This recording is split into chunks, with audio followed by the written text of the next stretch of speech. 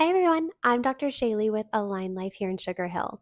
With the holiday season approaching, we wanted to take the time to shed some light on the impact that stress can actually have on your nervous system and how you can become more resilient to that holiday stress through chiropractic care. Some of the common causes of stress during the holiday season, you have that stress all year round, but for some reason it gets amplified this time of year. You have financial strain, overcommitment with tons of events, family dynamics, changes in your routines and your kids' routines. But as chiropractors, we know that stress can show up in different ways inside your body. It can show up physically, emotionally, behaviorally, even cognitively. I get a ton of brain fog around the holidays. So, to better understand how to not let this stress during the holiday season impact you long term, we want to help you better understand the neurology and how that stress impacts your brain and your body and how that impacts how you function in your day to day. So let's dive into what some of those typical holiday stressors look like and how we can help you prevent that from affecting you the rest of the year. To begin, we're going to dive into emotional stressors. First on our list are family dynamics. Interactions with family members can be a significant source of stress, especially if there are unresolved conflicts or challenging relationships that you can't avoid during the holiday season. Next is loneliness or isolation. For some, the holidays can amplify feelings of isolation and loneliness, especially if they are away from family or have lost loved ones, or if maybe this is the first time that they've had to go through a holiday season without having someone by their side. The third is financial pressure. The cost of gifts, traveling, entertainment, it can lead to a lot of financial stress and strain, which can even tie in with causing strain in some of those family relationships that you have. Next is social expectations and definitely overcommitting ourselves. The pressure to always be at social gatherings and also maintain traditions that sometimes wear you out or meet others' expectations can be overwhelming and cause more strain and stress than enjoyment at the end of the day. Last on our list for emotional stress is SAD, which stands for Seasonal Affect Disorder. This is shorter daylight hours due to the time change and colder weather, which can contribute to feeling depressed, mood swings, irritability, issues emotionally, all due to the time change and getting darker earlier. One other thing I wanted to mention about seasonal affect disorder is that it's a mental health condition that is triggered by the change of seasons, which we talked about earlier. But this is actually a subtype of major depressive disorder and bipolar disorder, which major depressive disorder is characterized by prolonged sadness and lack of motivation, while bipolar disorder is characterized by depressive episodes. So either way, both of these mental health diagnoses are at high risk for developing seasonal affect disorder during those colder and darker winter months. So next on our list, guys, are chemical stressors. I don't know about y'all, but during the holidays, I have a ton of temptation to not only stay out later and mess up my schedule, but to drink a lot more caffeine. There's a lot of parties with alcohol that is available.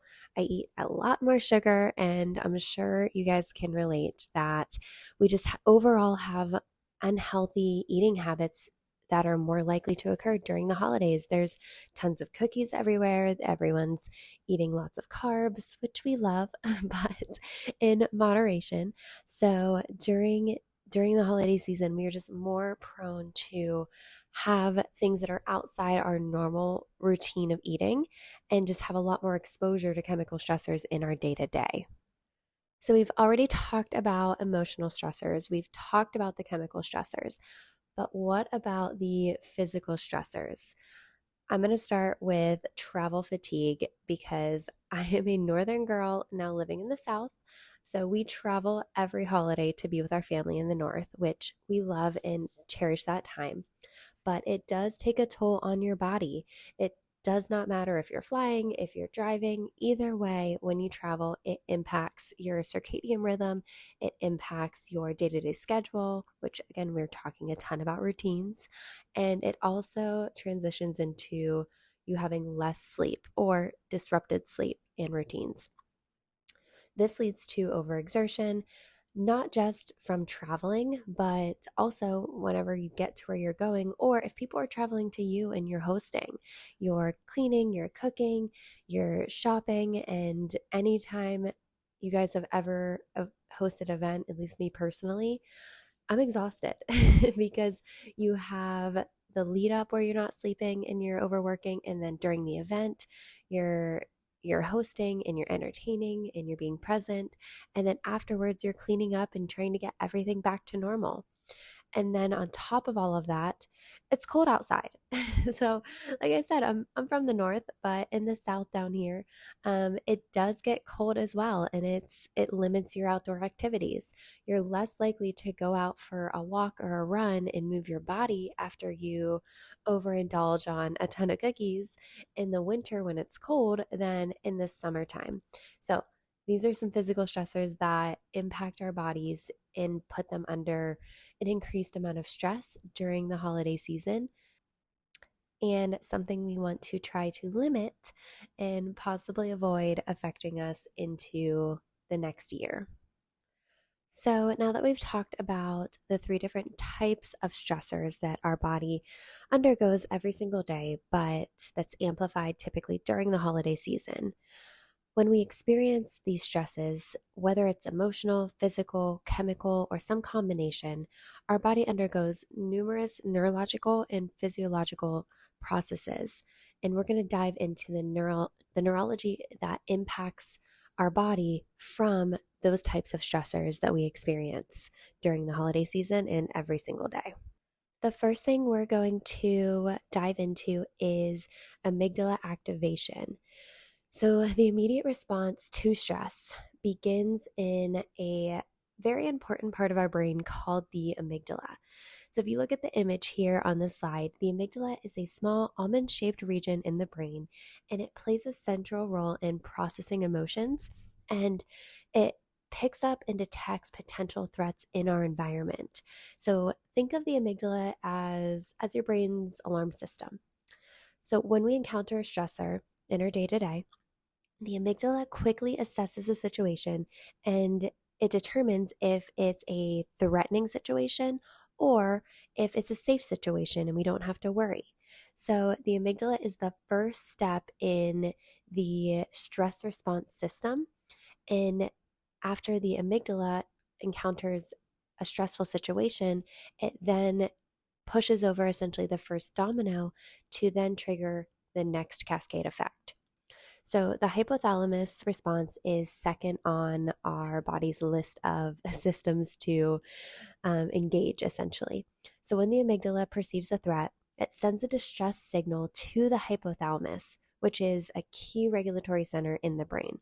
So, the hypothalamus is responsible for helping to regulate things like your body temperature. It acts as the command center that communicates with the rest of your body. It essentially helps orchestrate the stress response physically. To do this, our hypothalamus triggers a response for our endocrine system to go ahead and allow certain glands in our body, like our anterior pituitary gland and our adrenal glands, to release certain hormones that essentially will help us get out of the bad situation and get to safety as quickly and effectively as possible. Along with triggering the endocrine system response, which releases those hormones into your body, your hypothalamus is also responsible for activation of the autonomic nervous system. This is known as your ANS, and the ANS is the master control system, and it's responsible for controlling involuntary bodily functions such as your heart rate, your blood pressure, your breathing. These are things that we don't have to think about, so they're occurring involuntarily. The ANS has two branches that include the sympathetic nervous system, which is your fight or flight, and then the parasympathetic nervous system, which is your rest and digest. So, our bodies are naturally designed for us to be in balance of both the sympathetic and the parasympathetic nervous system. But during a stress response, that balance is temporarily shifted in favor of the sympathetic nervous system, which is your fight or flight response. So, the sympathetic nervous system is activated during stress and it triggers the fight or flight response. This response prepares the body to either confront the perceived threat, so a bear in the woods, or flee from it. Me personally, I would be fleeing. But the key effect of the sympathetic activation includes increasing your heart rate, dilating your airways, and increasing your blood flow to the muscles. It also then releases glucose into your bloodstream to provide us with prolonged energy in that moment to get you out of that situation. But once our brain detects that the threat has passed, so you're safe, the hypothalamus then signals back to the endocrine system and tells it to stop the production of those stress hormones and to get your body back to homeostasis. So you can get back into that parasympathetic nervous system and you can rest and digest and relax and recover. But what if we never get back to that state in which we can recover? What if we're stuck in that fight or flight response? That's where something called sympathetic dominance comes into play. So when you're stuck in that fight or flight response, and it's important to say that this is supposed to be a quick and adaptive state that you're in when you're in a sympathetic state. You're supposed to acknowledge that there's a bear in the woods and you need to get away from that situation. You get away from the situation quickly, and then you're able to relax and recover. But during the holiday season, I know we're not being chased by bears. I hope not. But we have a ton of work-related stress, people problems, family problems. You're coming up on the fourth quarter of your year at work. We have tons of financial strain. We have gift giving. We have travel. We have poor diet and bad routines, and all of our normal daily living activities are halted. We're also eating a lot of sugar and having reduced physical activity. So our body is stuck in this negative cycle, and our body perceives it, or our brain perceives it, as a threat to our normal daily functioning. So this is where during the holiday season, people get stuck in that sympathetic dominant response, and they can't get their body back to that relaxation in that recovery period, which is really what the holidays are supposed to do. So the question is, what happens when we're stuck in a sympathetic dominant state for a long period of time? So sympathetic dominance can have a negative effect on our overall well-being, such as cardiovascularly, metabolically, on your immune system, your digestive system, mental health, and your cognitive functioning. So how could this affect you cardiovascularly? So when you're stuck in a sympathetic dominant state, it increases your heart rate, it elevates your blood sugar, and it changes your blood vessel tone, which can actually contribute to cardiovascular problems over time. Metabolically, this sustained sympathetic activation can affect metabolism, and it also can lead to an increased blood sugar level and insulin resistance. Your immune system is suppressed whenever you're running from a bear in the woods because your body's not concerned with fighting off a virus in that moment. Its long-term sympathetic dominance may suppress the immune system, making individuals more susceptible to infectious diseases and illnesses long-term. Digestive issues during a sympathetic dominant state occur because chronic stress impacts your digestion. When you're running from that bear, you are not focused on digesting the banana you just ate. This can lead to constipation, irritable bowel syndrome, and other gastrointestinal problems long term. Your mental health is impacted because of prolonged sympathetic dominance is associated with the increased risk of anxiety, depression, and other mental health issues. Cognitive functioning, I talked earlier about brain fog. Cognitive function is decreased when we're under a sympathetic dominant state.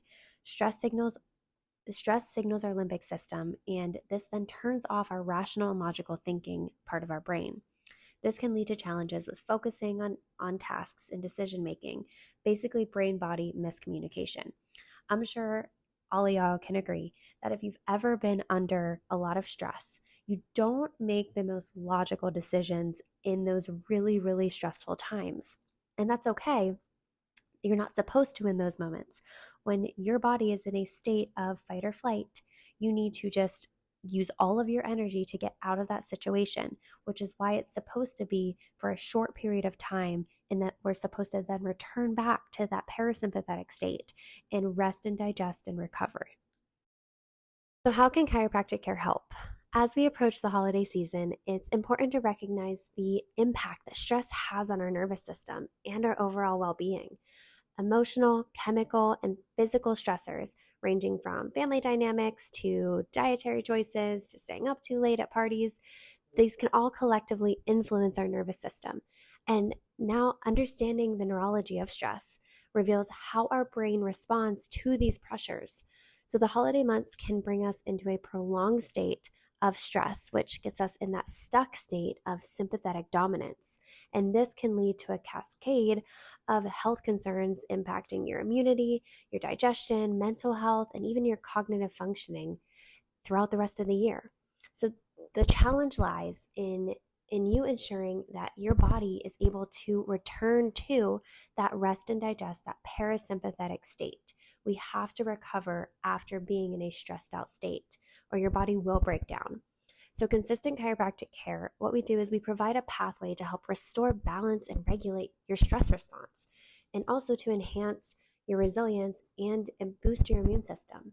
So, as we embark on this season, I really encourage you to prioritize your well being and get your nervous system checked so that your body can be balanced and healthy as we enter the new year. So, thank you all for listening. Please do not hesitate to reach out at all with any questions. And I hope you and your families have a very Merry Christmas and a Happy New Year.